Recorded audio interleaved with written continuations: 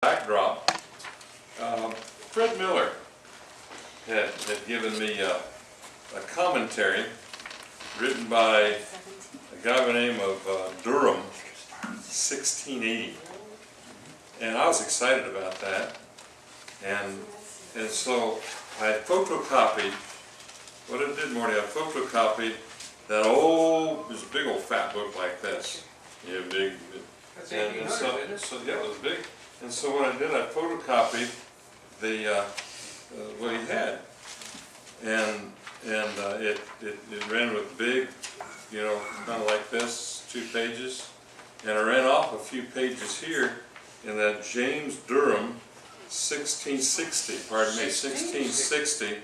It's his commentary on the Book of Revelation, and his approach to it was kind of nifty and neat, because here on page 498 he says, the Pope which we take to be the Antichrist. Page 615, the 6th vial poured out by the angel put an end to the popes. Would you start that again? The 6th vial poured out upon by the angel put an end to the popes. Page 503 contained the popish doctrine of purgatory, worshiping saints and sacrifice to the dead. The 1260 day year he had from 300 AD to 1560 AD. Now a lot of the historical approach to Revelation, these guys are gonna, you know, they're gonna agree that that day is a year, but does it start in 30 AD and 90 AD? Does it begin in 300 AD? Yeah. And we had, in our class, we leaned more toward the Pope Gregory that came on the scene in right around 530. You know, the Protestant Reformation was 1530, and Pope Gregory was like around 530. And so we had 530 to, or 530, 561 or something like that, with Pope Gregory coming on the scene. He is the first Pope that had the clout, the monarchical bishop. All the guys before him were not as, you know, they were not a kingpin like he was. And then we ended in 1789, 1206 years later, with the French Revolution, where the popes got to go to Napoleon and get permission to reopen the Catholic Church in France. And meanwhile, guess who got to select the bishops or the priests for all the dioceses in France? Wasn't the Pope. Napoleon selected the priests and the bishops that went into all the dioceses in France. And of course, the Pope could pick them, or he could pick them, and then the Pope could approve them, or something along that line. But either one picked them, the other approved them, or the other picked them, the other approved them, but they had some kind of a consortium. Then here in chapter 9 of James Durham of Glasgow, Scotland, he says, the rise of the Turks, but the Turks will not outlast the papacy, for will be dried up in the 5th plague, and the papacy would survive to the 6th plague. Now, this is 1660, and he's kind of guessing what, through prophecy, what's future. Now, we're looking at the year 2015, and you take 2015, subtract 1660 from that, and you got almost 350 years ago. This country's 300 years old, but you got 350, 360 years ago. This historical guy was trying to give a historical interpretation of Revelation, and he's right on the numbers on some of the stuff, and he's kind of fuzzy on some of the other stuff. And when you deal with prophecy, when you're looking over your shoulders, history makes sense. When it's in the future, it's all blurry. You can't focus, you can't say, well, I think. And when it's future, I think. But we do know about the beast, the false prophet, and in Revelation 16 we have the beast, the prophet, and the false beast, dragon, false prophet. And we used to think when we were in college, we were passing out the book, none dare call it treason, Morgan. Oh, yes, I know. T.G. Lee Derry over in Orlando underwrote thousands of copies, and we went door to door passing that book out. The book called None Dare Call It Conspiracy, None Dare Call It Treason. And that's in the days of, freeloaders for Johnson, workers for Goldwater, and we were all pushing for Goldwater back then when we were 16 and 17 years old, couldn't even vote, Harry, but we were pushing as a church, and we were activists. I mean, we were radical activists. But then when we got into this Revelation study, we thought the dragon was communist Russia. And yet communist Russia is always pictured as the bear. And the Bible talks about this dragon, the Satan, and then what atheistic communist power uses the dragon as their national symbol? China. And that happens to be the bedrock of atheistic communism today. So in some of our interpretations from when I was 18 years old, now 50 years later I'm 68 years old, you modify as you go through 50 more years of history. When you see the communist empire fall and the Chinese are building these roads through Spanish Town and putting up toll booths and all that other stuff, and they're taking over the world, and Obama came to Jamaica about a week before we got there last trip, not this one, but the last trip, because he's there to protect American interests with Jamaica because the Chinese are trying to take over that country. They just bought Goat Island, and I thought Goat Island had a World War II airstrip on it. It didn't. I did a Google map thing to just check the island out and see, Morgan, if they had a landing strip there. But they want to turn it as a cargo receiving island, and they only want Chinese security there. They don't want Jamaican security because they say of language barrier. So they want to control their security. They want to have their own little island, and so they're going to have a little Formosa off the coast of Jamaica to do shipping.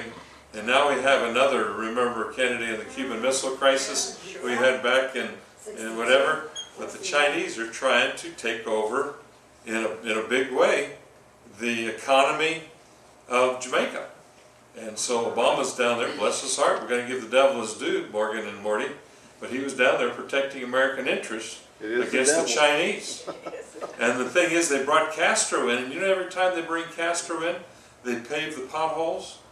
And when they brought the Chinese in, they paved the potholes. They brought Obama in, they paved the potholes because they want to make a nice impression when they, and they didn't even drive the road they filled the potholes on. But my attitude down there is those roads, for the amount of road tax they charge in Jamaica, they ought to have beautiful highway, but they don't. You know, you have the new highways start to be a whole lot better, but the old highway's horrible. And I think we need to bring Raul and Fidel over there every other weekend if they bring them down. We'll pave a road for and remove the potholes, and then we can really say the devil is worth his due. I mean, you got to give the devil credit. If it fills up the potholes for the church people getting back and forth to church, and you can get from one church to the other in 25 minutes instead of an hour, God bless them. Bring in the Castros, fill in the potholes. You know, amen. But meanwhile, this was the information, and on this, I was only able to get, you know, like 20 pages of the old, and the S's look like F's and all that other stuff. And then I got on eBay and found out about this guy that did all the historical approach to Revelation by the Anabaptists of Scotland, or by the church, the Kirk of Scotland, the Scottish Kirk, and all their interpretations back in the 1600s. And somebody did a doctoral thesis of all things, and came up with this doctoral thesis, put it on the internet, and it quoted a lot of this stuff. And then I put it on eBay, and for $9 I got the book. This is the $9. This thing's a $75 book. $70 book. This book should sell for $70. From what year? No, this is 16. This is the book, the commentary of 1660 by James Durham. The whole commentary. Fred Miller had the original. I got a copy. But my copy still makes the F's look like S's, or the S's look like F's. But I got the whole book, and so I was kind of excited about it. But remember, we talked about the Napoleon's battles and all that, and how he put a hurt on the Catholic Church and brought its temporal powers, its Holy Roman Empire. It's called the Holy Roman Empire. And they had their own armies. And you know, back in the days of the Crusades, they had their own armies. And if you went to the Crusades and fought, you were blessed. And in the process of being blessed, you know, you can be absolved of your sin if you fought in the Crusades. If you killed a few Turks, or you killed a few Muslims, then you got more blessing. But but what chapter did I leave off on 3 weeks ago? 17. I finished 17. No. No, I got halfway through 17 and the beginning of 17. 12. 17, 12. Peg, thank you. You know why? I had a senior moment and I couldn't remember what was what. No, I couldn't.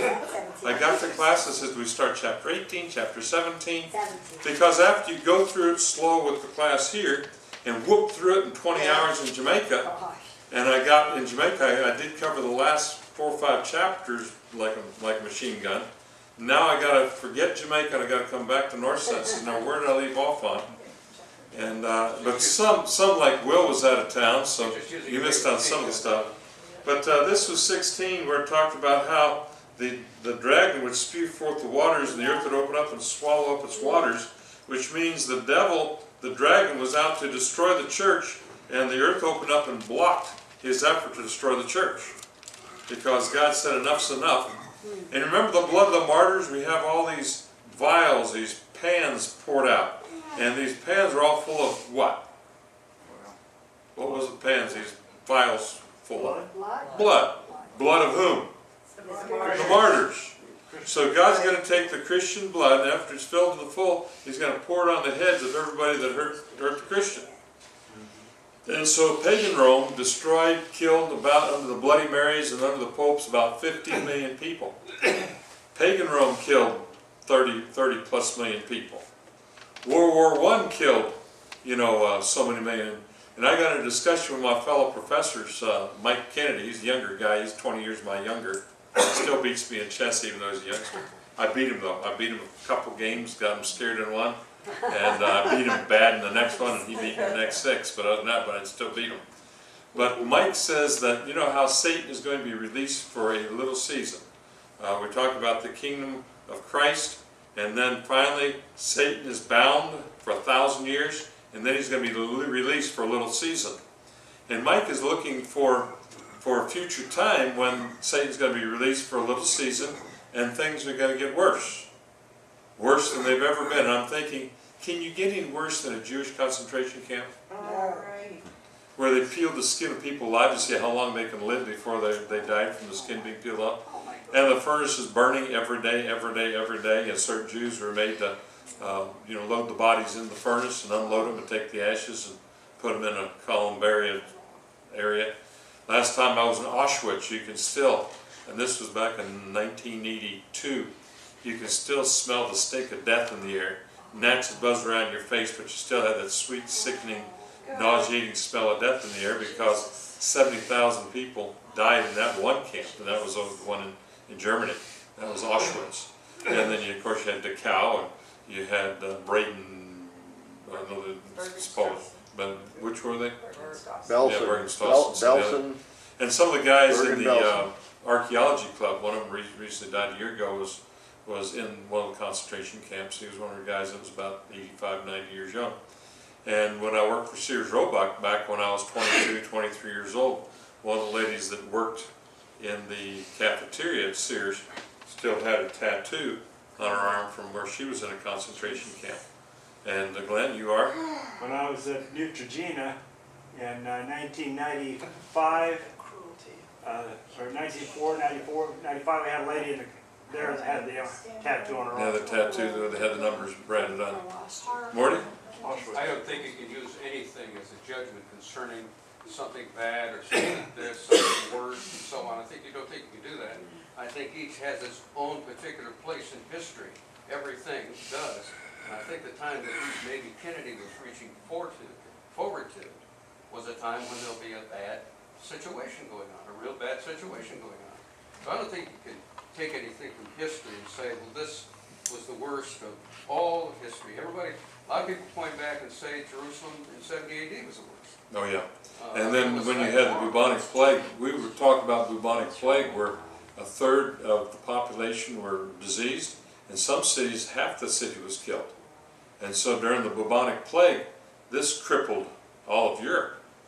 I'm looking at the chikungunya fever that hit Jamaica, and you're talking 2/3 of the island was affected by that. It hurt you so bad you end up curling over with pain, and you have to actually help Grandpa or carry him in the house and lay him in bed, and he'd be in a curled up fetal position just because of the racking pain where your joints and everything just curl right up.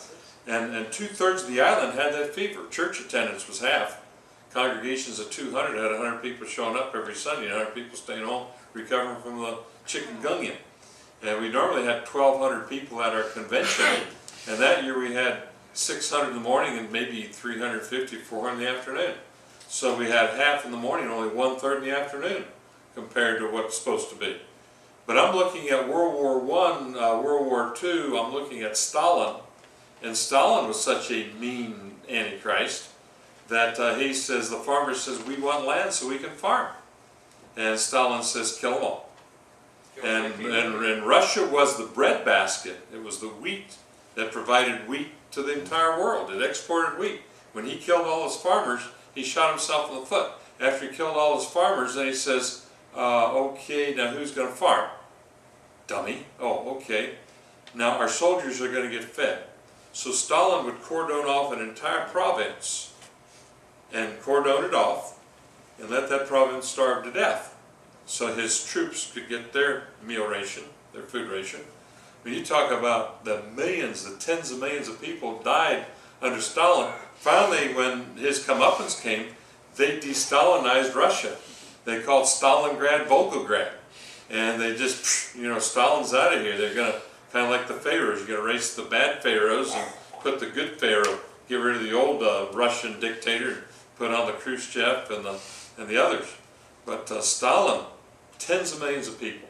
That's right. Horrible. That's why they say he was the Antichrist. You look at other guys in North Korea. This guy killed tens of millions. You look at China. And who was it? The guy's name was Mao Zedong. No, it's Mao Zedong. Mao Zedong. Mao Zedong. That's why it's proper. Isn't that right, Morgan? Pardon? Mao Zedong. Mao Mao Zedong. Zedong. Mao Zedong. Yes. Mao Zedong. Mao Zedong. Yeah, well, No, it's dung. The T's pronounced with a D. Yes. Isn't that right, Harry?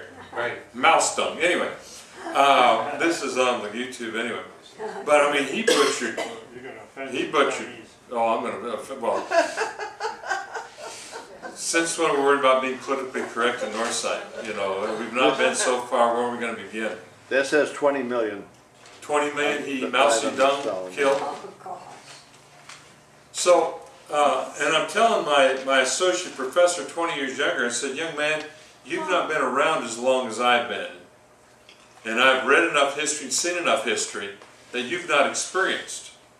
And I've studied enough history to know that the last 100 years, more Christians have died in the last 100 years than the past 1,900 years. That's right. And so we're looking at those under the Caesars who fed people to lions and burned them soak them with black tar, stick them on a post and burn them as a candle in Caesar's courtyard or out there in the arena. And there are going to be lights. You're going to be, how do you like to be a pole light? Tom, we're going to sit your body, tie you up, soak you with tar, put a torch to you, and let you be a human candlestick, a human street light. And that's what they did with the early Christians. They used them human street lights. Now this is horrible. And then you get to the days of the Bloody Marys and you're pulling people, ripping them apart on the rack and disemboweling them and pulling their intestines out and sewing them back down, all the horrible things. But the Russians and the Cubans, I was at camp when I was 13 years old at our Methodist youth camp over in Lake, it's over Lake County, whatever, Leesburg. Is it Leesburg? Maybe it was Leesburg. Leesburg camp. And they had these Cubans speaking from with a translator. And the Cuban parents had a choice to either send their children to Russia and get brainwashed into atheistic communism and programmed to serve the state, or kill their own children. And some of the Cuban Christian parents chose to kill their own kids. This is the 1960s, Will. They chose to kill their own kids rather than send them to Russia and be brainwashed into atheistic communism. You talk about when Satan's loose for a little season, you put all the deaths of World War I, 90,000 people there at the Cambrai offensive, that was just 2 weeks in one battle. 90,000. And somebody says, is that casualties or wounded or no, dead? Horrible. that's just 1-2 week period during the World War I was so bloody that the French capitulated with the Germans because they couldn't afford to lose another generation, because they lost generation, about 2 generations at World War I. Now World War II comes and the Luftwaffe come in, and the Frenchies says, we're not going to risk killing another 3rd generation after we lost 1 and 2 generations in World War I. That's why the French, they're lovers instead of fighters anyway.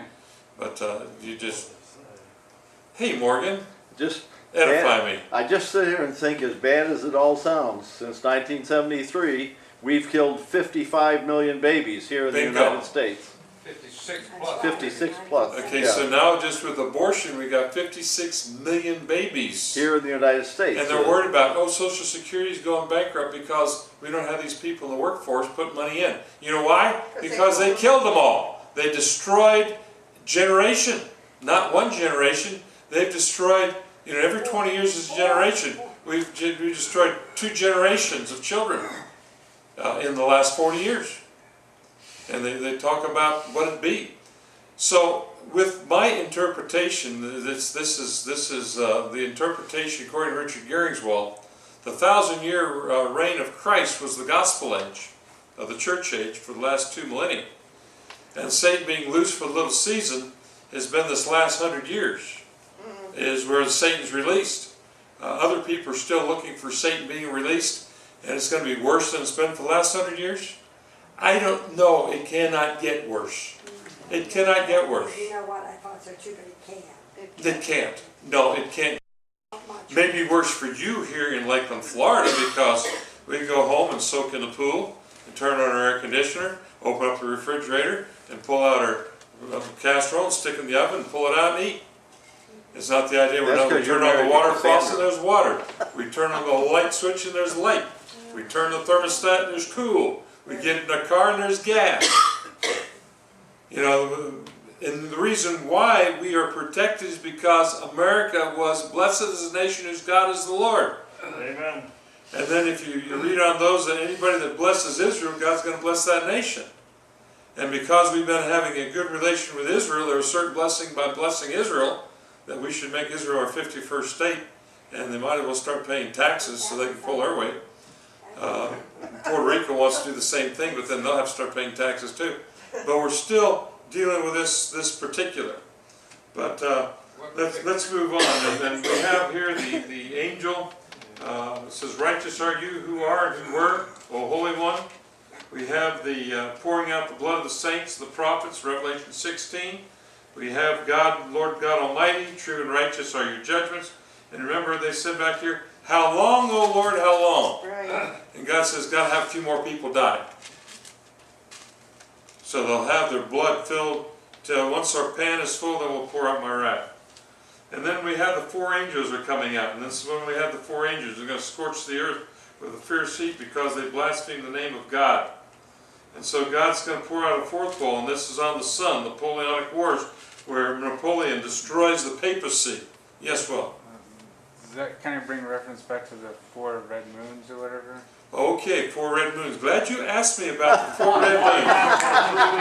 Okay, yesterday I saw the movie on my Netflix, 4 blood moons. Oh, yeah? And according to 4 blood moons, each of these 4 blood moons, that there are 4 blood moons, technically there are 2 blood moons every year. So we've had 4,000 blood moons over the last 2,000 years. But the prophet is saying, well, anytime we have 4 blood moons, that was 1947, 48, when Israel got its independence. So that had to have something important with Israel. And then there's another 4 blood moons back in the 1967 Gulf War. No, 1967 Gulf War, which was when Israel had the miracle there. And then they said the other 4 blood moons goes back to, let's see, 14. When did when did Columbus sail the ocean blue? 1492. Okay, in 1493, I think it was, there was a time when Israel was coming over for freedom to America, and there was a big migration of Israel migration. So the 4 blood moons are supposed to be something important with Israel. Right. And in this movie, it's got Hagee It's got that general that was running for office in it. Boykin? Yeah, Boykin was in the thing. He was being interviewed. And they're talking about all these things going. And it talked about the miracle of the 7-day wars. Here comes in all these tanks and all that, and there's two Israeli soldiers left. And these two Israeli soldiers come up, and they come out there, and all of a sudden all these Egyptians come pouring out of their trucks with their hands up. Yep. And it says, well, we were paralyzed. We couldn't even move our hands. We were in such terror. And so these two guys taking these half-track and these trucks full of, they have all the enemy with their hands behind. It's kind of like that hero that was a sharpshooter in World War I, when he took all those Germans out, Yeah. and he just lined them up, and he had 238 or 278 German prisoners ahead of him. You know, and he's by himself with his gun. Well, that's what happened. And then the other guys are in a tent, and or they're in a cabin, and they didn't think Israel had an air force. All of a sudden, the Israeli Air Force comes out and wipes out the airfield, and wipes out every one of their airplanes while they're still on the ground, ready to take off. And all these pilots are there, you know, no planes to take off because all the planes are bombed by the Air Force that the Israel weren't supposed to have. And there was a lot of miracles. I'm talking about 4 blood moons. There's a lot of miracles that took place during the 7-day war and during the 10-year, from 1948, when Israel declared its independence, they went to war the next day. I mean, it was just a hot, just a hot transition from nothing to statehood. The Hebrew language was reintroduced to the people, and that became the national language. But the 4 Blood Moons sells books and it sells movie tickets. I thought the section where it talked about the miracles of the Israelites defeating the enemy there's miracles that happened during that time. That God blessed Israel and gave them statehood. And in your notes, so we can find in our notes that one page that talked about when the times of the Gentiles shall be fulfilled. It talked about how Israel was under the British, and it was under the Turks, it was under the French, it was under the different Babylonians, the Assyrians, the Greeks, the Romans, all the way down. And finally, that after it was under the Turks and the British, or the French and the British, 1948, the Bible talks about Israel shall be trodden underfoot of the nations, under men, until the time of the Gentiles is fulfilled. And in our understanding of prophecy, 1948 was the fulfillment of that biblical prophecy. That's when Israel gained its statehood. And What's the reason behind that, though? behind what? Behind that gaining statehood? They just were scattered among the nations. As a nation, they were scattered among the nations as part of their... I maintain that you can have no prophecy fulfilled during the Christian age without the Christian element involved some way. Well, the Israelites did retain their nation. They are a free nation now. They are the only democracy we have in that area. What does it project into the future? It tells us there that the 144,000 are not the Jewish nation as such, but those that belong to Christ. The Jewish Well, he does name the 12 tribes by name, Morty. No, in Revelation he names the 144,000 as the 12 tribes of Israel. Well, yeah, but they have to belong to Christ because they stand with Christ on Mount Zion. They're Well, not Jews, they're no, Jewish no. Christians. These Jews Would died they be before Old Testament Christ. Jews?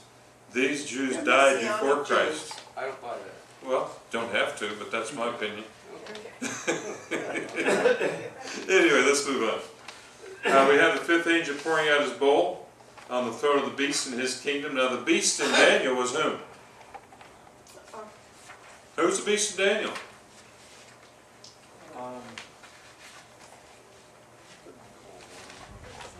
Rome? Rome, yeah, thank you. Yeah. And Revelation deals with pagan Rome and papal Rome beating up on God's church. And now we have the 5th angel pouring out his bowl on the throne of what? The beast, Rome. And his kingdom became dark. And they gnawed their tongues because of the pain. So all of a sudden, papal Rome was not having a grand old time of it anymore. And they that blasphemed God of heaven became because of the pains of the sores, and they did not repent of their deeds. So God gave them a good case of shingles. It didn't go away. In 1610, you got the 5th bowl poured out on the throne of the beast. This is the captivity of the Pope, 1808 to 1870. And here's Napoleon and the Pope getting along hunky-dory. And the sixth angel pours out his bowl in the great river Euphrates. And that's where this book talked about, it was the Turks, 1660 book of prophecy, and he says it was the Turks. And Euphrates represents a boundary between the ways of righteousness and ungodliness, but also talks about the Turks' power being released. And this is what happened, and the sixth bowl was poured on the Euphrates River, and Mohammedanism in Turkey goes into decline 1820 to 1920. And this is when you have Garibaldi, the Italian general, comes in and smashes the Turkish power and the papal powers too. And then we have the coming out of the mouth of the dragon. Now the dragon, and the mouth of the beast, and the mouth of the false prophet, three unclean spirits like frogs. Now, these are, I believe, ideologies. We discussed the 200 million man army, which is an impossibility. You can imagine every man, woman, and child in America going over to Israel, all the boats and the planes to get 200 million people over there. And it's, I don't know, but some are literalizing it. But we say the dragon is communism. Atheistic communism is the China and Russia. And out of the mouth of the beast, which is the Roman Catholic Church, under papacy. And the false prophet, some will have the false prophets, Jehovah's Witnesses, and the Mormons, and astrology and spiritism. And I'll have the false prophet, and I believe it's more Islam, because of the billion people they control. Well, Yeah, isn't there like multiple billions in China? Like, wouldn't it be easy to do 200 well, there's a million? billion people in China, yes. So wouldn't it be easy to do 200 million? Okay, but look at the reality of it. Revelation says it's in signs, it's done symbolically.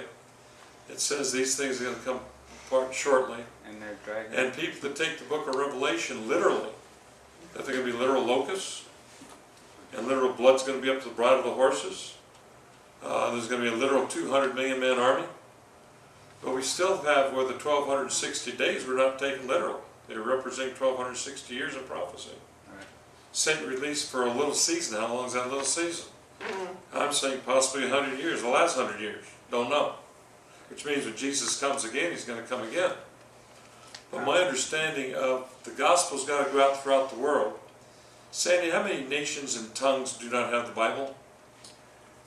The Bible translator said there's around 4,000 different tribes, or not nations, but just tribes. Tribe language. Okay, there's 4,000 language groups that do not even have scripture. So we got to have 4,000 more language groups introduced to scripture and introduced to Jesus Christ before he comes again. Unless the God said, my hand is not short that I cannot save. And so, I mean, if we look at reality, the Bible translators in the last 50 years have been able through computer to bring the Bible to maybe 2,000 nations and tongues. So there's been phenomenal as far as the Bible getting out. I mean, we support Wycliffe Bible translators, and we support Pioneer Bible translators, and to get Bible translation in the world so people can get a chance to know about Jesus Christ and learn about heaven, learn about Jesus died for their sins. Now, why are we supporting a missionary in Guinea, West Africa, to the Samantha Morrow? We've been supporting her the last 4 years here at Northside Church, so she can translate the scriptures into the Mano language. Why are we doing that as a church? Why do we have this translated doing? To fulfill the gospel going out into all the world as part of our Great Commission fulfillment. And why do it if Jesus is coming tomorrow? We don't know Okay, that. Jesus said, they said Jesus isn't going to come again until there's a falling away first. And the mystery of iniquity is revealed. The one that sets himself and calls himself God, like God. Obama? I'm going to say the Roman Catholic Pope is going to have to get married, in headlines, Pope weds. When we see in the newspaper, Pope weds, then I'm going to take that more than the 4 blood moons will. As far as my understanding. When the Pope gets married, or says, okay, we're through, we're closing down shop. Herbert W. Armstrong did that. When he died, the entire religion just came unglued. The leader studied for 6 months, came back and says, we've been wrong on hell, we've been wrong on Saturday, we've been wrong on not eating meat, We've been wrong on all these things, and understanding the Bible, we as a group, the Church of God Prophecy, have been wrong. And that group imploded, and a group was meeting at one of the Christian churches there in Fort Myers, and many of them became members of the Christian church there in Fort Myers when their church imploded. But that's happened. Those are the neat things that happen. Whenever you see... Now, I was telling the students about this one story, about what happened. I got a call from somebody who wanted the ESV Bible from our mission department over at Legacy Church, and they're down in Miami. They're a Christian church starting in Miami. Now, if I go down to Miami, start a church, who'd be the first associate minister I'd hire? Somebody who speaks Spanish. And who else would we have for youth minister or whatever? Who'd be this third person in the group? So we got Spanish, we got white guy, and who else would we have? Black. We have a black guy in there. If we're going to go into Miami and do evangelism, we're going to have 3 people on our team, Spanish, black, and white. If we're going to start a church. You know what they're doing? They're going to reach the Jew for Jesus. And it says, how many Jews are in your neighborhood? Oh, about 1 or 2. In Miami? Yeah, in this little town, this little housing scheme where they're starting a Christian church in Miami. They were so hung up on their misunderstanding of prophecy, Morgan, that it even messed up their... If you're going to go to Miami, think Cuban, you know, think Cuban, think Haitian. I mean, think. If you're going to evangelize in that city, get your stupid thinking cap on and think your demographic, who you're going to reach. And so they want us to provide them with these $25 a piece Bibles, ESV Bible. Now King James are $3 a piece, and New International Version were $6 a piece. And I said, well, you got $100, you know, from our mission department for Bibles, so you can either buy 4 ESV or you can buy 20, King James or 12 NIV. It's your choice. But I said, why in the world do you go into the ESV Bible? To reach Jews for Jesus. And so I got a call from my preacher. He was angry. Well, that happened to be one of my friends, and you hurt her feelings. I didn't mean to hurt her feelings. I'm just trying to tell her that if you're in Miami, you better reach the blacks and the Hispanic for Jesus and not worry about the 2 Jews that live in your neighborhood. There's 17 different dialects of Spanish down there. Well, yeah, but that's whatever. There's still under the Castilian Spanish. Everybody understands that's the Maybe they were going to West Palm Beach. And what I meant by that, the Spanish are the most prominent down there. Yeah, huge. Okay, so these 4 spirits, the mouth of the dragon, which I believe is communism, the mouth of the beast, which I believe is Catholicism, mouth of the false prophet, this is Mohammedanism. These are 3 unclean spirits. These are ideologies coming against the Church of God. And these are the spirits of demons performing signs, and they do signs and miracles. And they deceive the kings of the world. And then we have the great day of God Almighty. Blessed is the one who stays awake and keeps his clothes so that he will not walk about naked and men will not see his shame. And so we have this picture. Now, Revelation 16, the question is Armageddon. Is this going to be nuclear war? Where the nuclear bomb. Now, America and Russia have enough nuclear bombs. I think they can destroy the world how many times over, Morgan? Well, they've reduced that, but once is enough. There used to be said that they could destroy the world 20 times over, 10 times over each. And Russia was gonna. They had a cargo. You know, one of these oil tankers. They had it as a floating. They're designing it as a floating nuclear bomb. Wow. Now you talk about the normal big boy, and you talk about the nuclear warhead and a missile, but you imagine a cargo oil tanker as far as a mega bomb, the doomsday bomb, kind of like in the Planet of the Apes where they ignited the doomsday bomb and boom, and everybody ended up becoming apes, and men became the monkeys, and the monkeys became the leaders. Now, this was one that says this is not the way the world will end, or will it? The book of Revelation does not teach it, or does it? Now Armageddon, I believe, is ideological battle. Some will say it's the Valley of Megiddo in the Armageddon, and every battle that was ever fought, there was a decisive. Whoever won that battle won the war. The Egyptians fought there, the Babylonians fought there, the Syrians fought there, and Israel fought there. Whoever fought there was a decisive. And so figuratively in Revelation, that battle of Armageddon is a decisive battle. But you've got all these ideologies of atheism, Islam, and Catholicism coming against the Church of God. And these ideologies are trying to overthrow and destroy the Church of God. But ultimately, the Church of God wins. You forgot to throw in If you had a Scientology. war, Who? You forgot to throw in Scientology. Oh yeah, Scientology is just, yeah, but they're a small ism. I mean, they're in among them. Yes, Morty? if you had a war, the amount of people that they're mentioning, Israel probably wouldn't even hold them. I mean, there would be my goodness, That can you battle fought that imagine just day. being in one, there's no way they could get in one area and have a war like that in Armageddon, there's no way. No, it's 200 million people in the Valley of Jezreel. This is a spiritual battle. You can put 100,000 troops out there, but not 200 million. That's right, you're too smart. Yes, Bill? You ought to put- While I was in Maine, I remember going by a church and like it's a Christian Science. Yes. What is that? Okay, Christian Science is like grape nuts flakes. There's no grapes Okay. and no nuts in grape nuts flakes. You gotta let There's them- nothing Christian and there's nothing scientific about Christian Science. No. Christian Science does not believe in death, sin, or hell. Medicine. It's all your imagination. It's in your mind. You're not sick. You just think you're sick. You're not dead. You just think you're dead. You know, and the lady that started, her name was Mary Ann Morris Baker Glover Patterson-Eddy, and she's got this book, and they read the Bible, but they also read Science and Health and Key to the Scriptures. And the Science and Health and Key to the Scriptures to them is like a Luther's catechism. They know their catechism a whole lot better than they know the Bible, but they're more of psychosomatic. Well, you look a little pale today. You sure you're not running a fever? Right. Glenn tells you the same thing. Morgan tells you, I feel sick, I'm going home. You know, it's psychosomatic.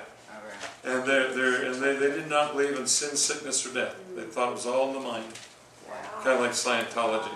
But that's nothing to do with Revelation. Yeah, Morty. One of these guys came to my house and we talked about, he wanted to talk, and I said, okay, go ahead.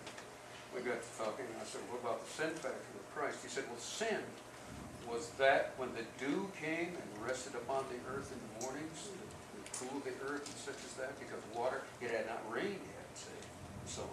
He said, that's sin coming down and resting upon the earth. See how they look? Say, look at her, as you say, you said nuts, these guys are all nuts.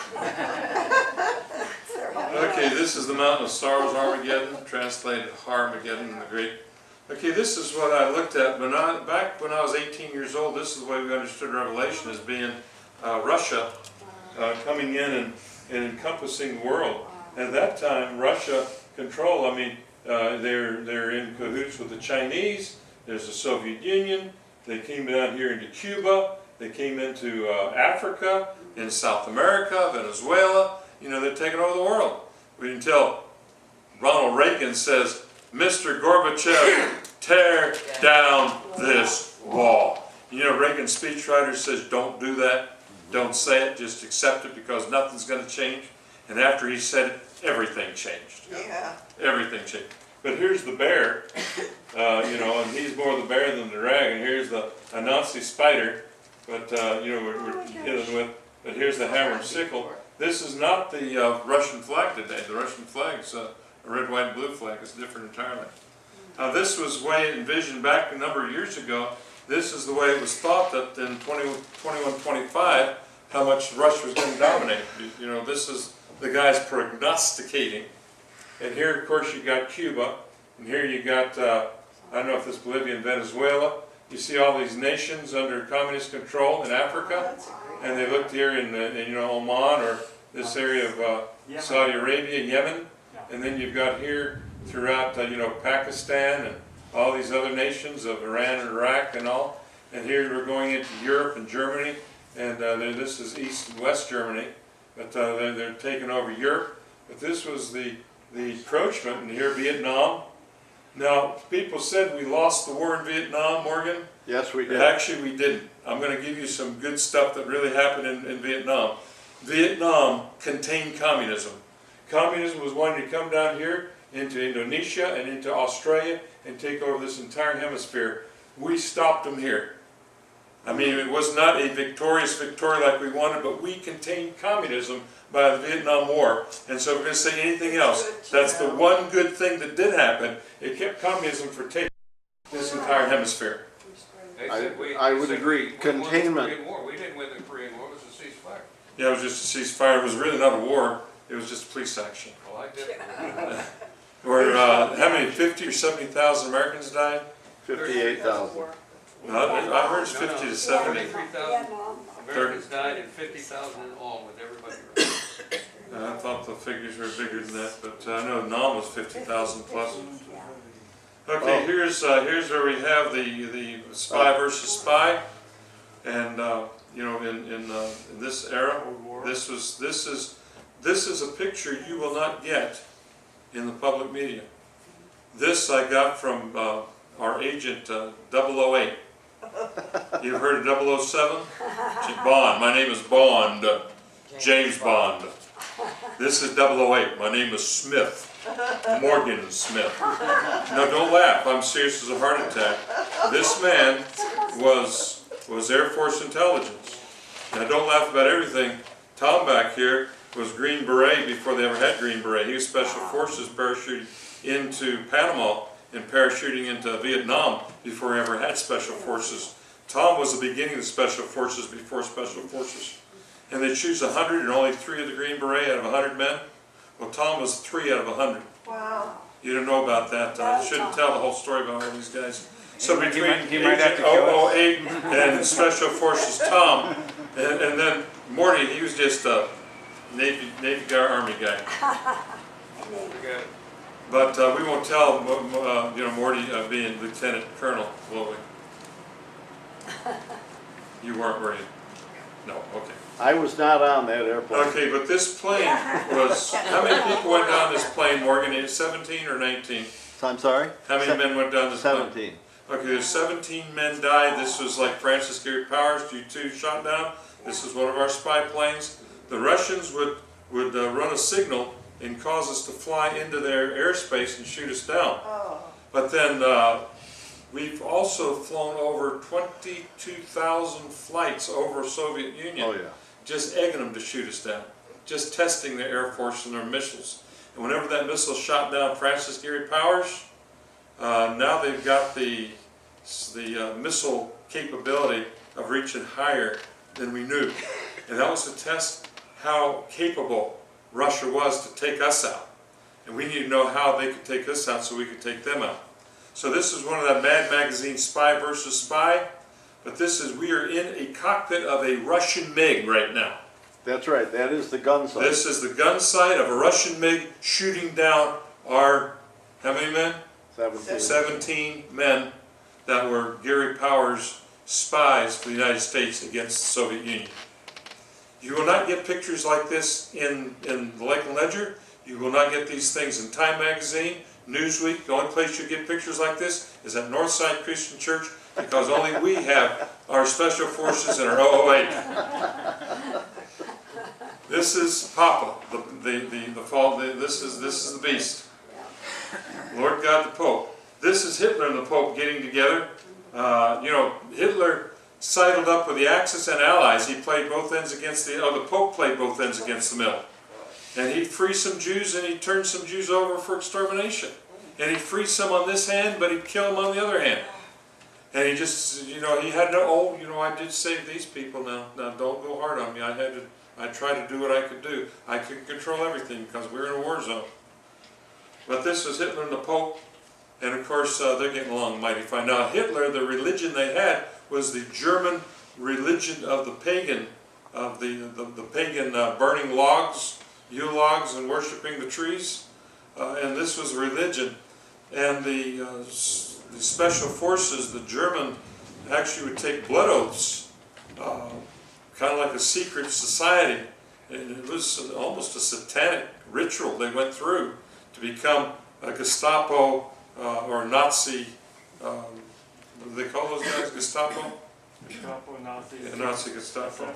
SS. Okay, now this is Raul Castro. Raul Castro was KGB Cuba. He was the guy that tortured people. He was the guy that our Cuban kid in camp that didn't get killed by his parents, that they escaped. Lydia Groff was another escaped. Her daddy was a Methodist preacher. They escaped with the clothes on their back. Lydia came over and became part of the boat people coming over. Wet foot, dry foot. If you land on land, ollie ollie, home free. If they catch you out the water, they send you back. But here's Raul Castro and the Pope. The Pope wanted to reestablish and reignite the Catholic Church in Cuba, and he's meeting with Raul Castro, and they had Christmas. First time Christmas or Easter Christmas were celebrated in Cuba after many, many decades. And here you got Raul and the Pope getting along hunky-dory. And so you have the beast and you got the dragon. Here you got communism represented and you got the Catholicism represented. Now I told you, I showed this to some of them. Well, some of them saw this a few weeks ago, but I want to bring this for those that weren't here. Sam, you weren't here for this, were you? You saw it in Jamaica. Will didn't get to see it at all, so I brought this just for Will. This is the Vatican Women's Rifle Club. They disbanded in 1938 because the Pope didn't think it was good for the church's image. So Sister Juliet, she left the order in 1942 to join the French underground as a sharpshooter. She is credited with assassinating several Nazi officers. Now a sharpshooter had the ability to put a bullet. They usually go for the chest shot. That's a bigger range than the head shot. They usually go for the chest shot, the heart, the lung, this way. And they could kill somebody from 1 mile away.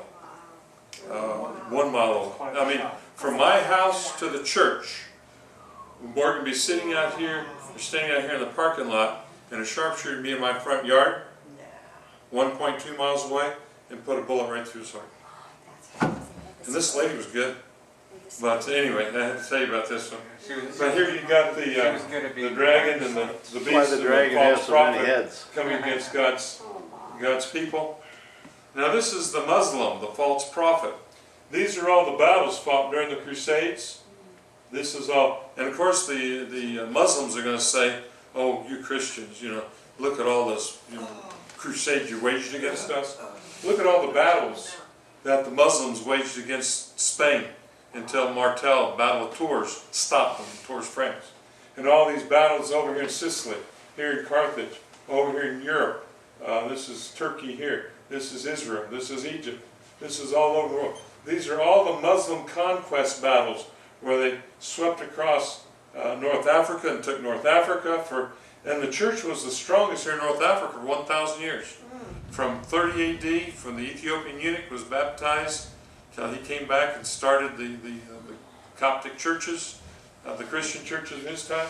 This was alive and well for 1,000 years. The church was a solid backbone. While Catholicism was struggling and falling and going into Mariolatry and image worship and praying to the saints and collecting skulls and relics of the saints and teaching all the things of, I'm going to say all the traditions of Catholicism, the church here was strong as could be. But this is the Mohammedan conquest battles. And they think we're bloody, but this war here, that was all done by the Roman Catholic Church. It wasn't the Protestants. Protestants weren't around and the Restoration wasn't around. Yes, Morgan. Just a little thing going on that people may not be aware of. If you listen to our president, when he's talking about the ISIS, he never uses that term, ISIS. No, he doesn't. He uses ISIL. ISIL represents a caliphate that does not include Israel because Israel is gone, and that's what he uses. That's absolutely right. Mm-hmm. You never hear him say ISIS. But here you have bodies stacked up here under the ISIS group. This to me is the false prophet. Here you have Karl Marx. Now he was influenced by Engels, and Engels was influenced by Robert Owen. Robert Owen was debating Alexander Campbell, a Christian church preacher back in the late 1800s. And if Campbell could have converted him to Christ, you would not have had Owen influence Engels, and Engels influenced Karl Marx, and Karl Marx and communism. We wouldn't have had World War II, we wouldn't have the Cold War, we wouldn't have all the problem we had if our preacher was able to. And in the early 1900s, there was an appeal to Christian Standard magazine which is a Christian publication of Christian churches, and they appeal for missionaries to come to Russia back before the Russian Revolution, because it says Russia is now ripe for the gospel. Send the missionaries, send them. And they didn't come. What happens the same thing when the Genghis Khan, Kublai Khan, asked the Roman Catholic Church to send 200 priests to China to convert China to Catholicism.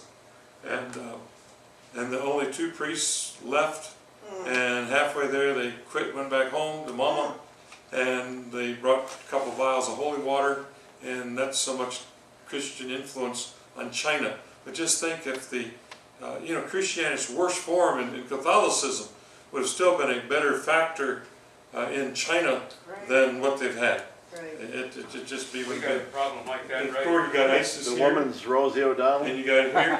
Well, this is I don't know. This is atheism. This is Islam, and so you got the dragon. You got the false prophet. I don't know. You got the harlot. Rosie O'Donnell. You got the harlot. It's Oprah in after Rome. it's Oprah after we show what Michael Jackson face. And you notice here it ends here. It is done. The 7th vial is poured into the air, and the angel says, "Now here it is." The Bible has 6 more chapters of Revelation, and Revelation 16 verse 17 says the 7th vial is poured out into the air. It says, "It is done."